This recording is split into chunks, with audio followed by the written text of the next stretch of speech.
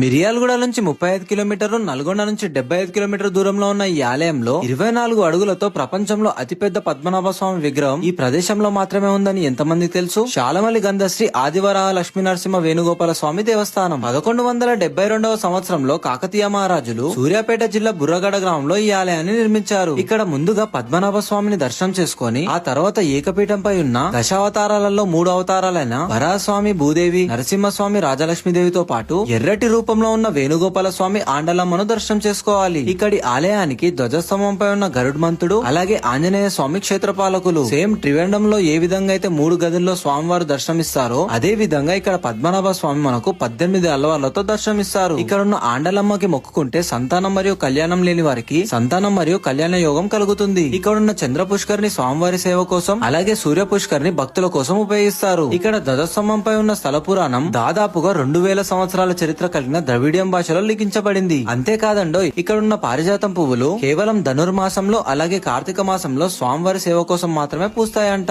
సంక్రాంతికి వేణుగోపాల స్వామికి గరుడవాహనం పైన ఊరేగింపు జరిపించడంతో పాటు భోగి రోజున గోదాదేవికి వేణుగోపాల స్వామికి కళ్యాణం కూడా జరిపిస్తారు. ఇంకేం ఆలోచిస్తున్నారు? ఇంత చరిత్ర కలిగిన ఈ యొక్క ఆలయాన్ని తప్పకుండా మీ ఫ్రెండ్స్ అండ్ ఫ్యామిలీతో కలిసి దర్శనం చేసుకోండి. అలాగే ఇలాంటి మోర్ కంటెంట్ కోసం మన పేజ్ కూడా ఫాలో చేసేయండి.